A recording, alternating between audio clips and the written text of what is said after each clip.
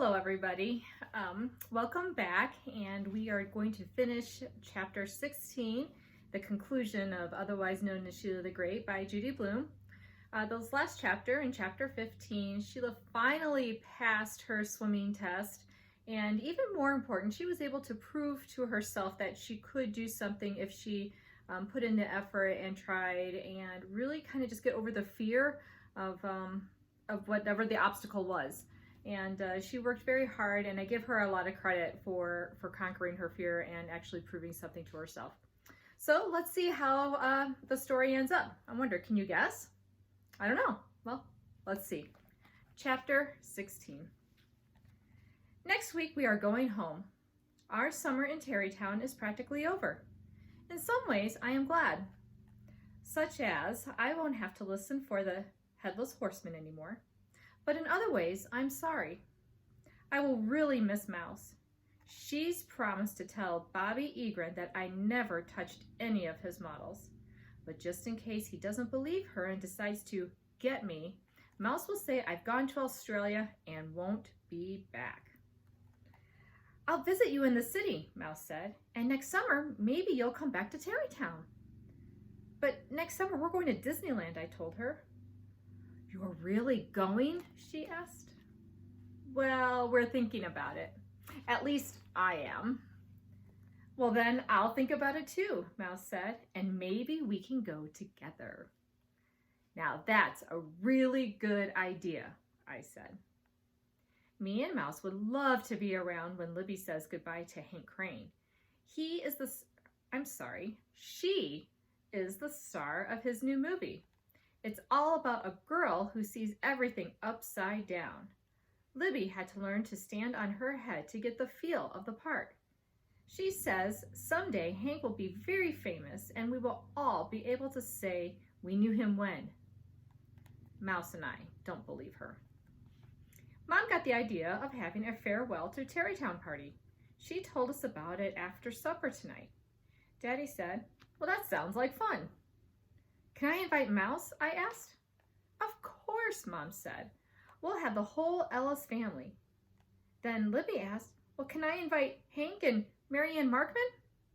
Mom said, sure. And let's have Marty too. And the Van Arden twins, I said. And maybe Hank could bring a friend for Mary Ann, Libby said. By that time, Daddy and Mom were laughing and making up a party list. The next few days, we were all busy planning our farewell to Tarrytown. Daddy said he would do the cooking on the outside grill, and Mom said we set up tables and chairs in the backyard. At the last minute, I remembered about Betsy Ellis and how she gets hives from dogs. But Daddy said she would be all right as long as she didn't get near Jennifer. The day of our party started out cloudy, and Mom was very disappointed. I thought if it rained, we could get up a good game of indoor hide and seek. But by noon, the sun came out and Mom cheered up. At 2 o'clock, our first guest came, Mouse and her family. Betsy was dragging Och, but she had a new ribbon tied around him instead of the old dirty string. Right after that, everyone started to arrive at once. The Van Arden twins, Mary Ann Markman, Hank and his friend Bucky Parker, who brought a bat, a ball, and a fielder's mitt with him.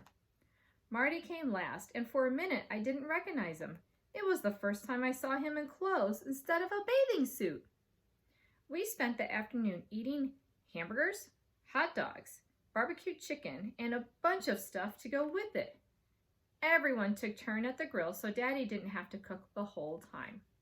We all agreed that Hank Crane and Bucky Parker were the best cooks. They were the only ones who didn't drop anything into the fire or burn up the rolls. Even Jennifer had fun. All of our guests stopped to say hello and tell her congratulations on her condition. Toward the middle of the afternoon, she curled up in the shade and went to sleep. At 6 o'clock, Mom brought out the watermelons. Me, Mouse, and the twins took our plates and went off by ourselves.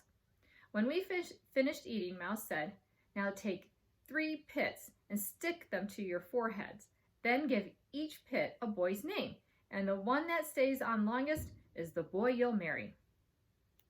I couldn't think of one boy I might want to marry, So I named my pits Russ Bindle, Sam Sweeney, and Bobby Egrin. After Mouse, Sandra, and Jane named their pits, we all stood up and walked around with them stuck to our foreheads. As they dried, they fell off. Sam Sweeney fell off me first, and then Russ Bindle, which left me with Bobby Egrin as the boy I would marry. And that was pretty funny because I didn't want to even meet him, let alone marry him. Then Bucky Parker started throwing his baseball around, and pretty soon we divided into teams and started a game. Me, Mouse, Bucky, and Marty against Sandra, Jane, Libby, Marianne, and Hank. As soon as we got started, Betsy burst into tears. "I want to play too," she cried. Since our team only had 4 and the other team had 5, we got Betsy. When it was her turn to bat, all she did was stand there and laugh. Finally, Marty called her out on strikes. I struck out swinging my first 2 times up, but the 3rd time, I hit a fly ball toward first base, which Libby dropped. Before she could pick it up, I was safe at first. And that's when I noticed Jennifer's friend. He was running around in the bushes. He was practically next to me. I remember the last time he saw me and what happened. So I stood very still and prayed that he would go away. "Why are you staring like that?" Libby asked me. "Jennifer's friend is back," I said. "Look." Libby turned around and saw him. She called, "Time out," and dove into the bushes after the dog. Then a man came into our yard calling, "Mumford, Mumford, here, boy." When Jennifer's friend heard that, he ran out of the bushes and barked like crazy. Jennifer must have recognized his bark because she woke up and got so excited she wrapped herself around the tree. So Daddy had to unchain her, and when he did, she took off and ran for her friend. Mrs. Ellis hollered, "Betsy, get into the house! Hurry, or you'll get your hives!" The man kept saying, "Oh, I'm terribly sorry. Really, I am. I had no idea you were having a party, and I don't know why he ran off like that." My father introduced himself to the man and said it was all right about his dog. Then the man told Daddy his name was Cyrus Beldrich, and his dog was Mumford.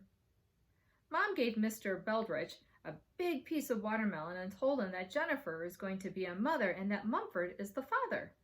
Mr. Beldrich sat down saying, "Imagine that."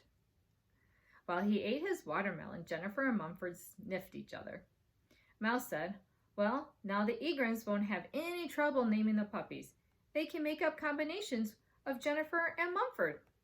Like Jenny Mum," Jane said, or Mummifer, Sandra said. "Well, how about Mumphy?" Mouse asked. Or Jake, Sandra laughed. "That's not a combination of Jennifer and Mumford," Mouse said. "But it sounds nice," Sandra told her. "Which one do you like best, Sheila?" Mouse asked. "Oh, I think I'll take Jake," I said. And then we all laughed some more until I remembered that I was in the backyard with 2 dogs loose. So I ran for the house calling, "I'll get hives! I'll get awful huge giant hives!" But when I got inside, I thought about having a puppy named Jake, who would be a much nicer, better dog than Peter Hatcher's. Except, of course, that dogs don't like me. So how can we possibly have one? Even if he is small and soft and his name is Jake, it is out of the question. But suppose Libby gets her own way. Oh well, I will worry about that when the time comes. All right, everyone, that is the end of the book. Congratulations, you finished it. I hope you enjoyed listening to it as much as I've enjoyed reading it. Well, enjoy your summer, and I'll see you back next year. Have a good one. Bye.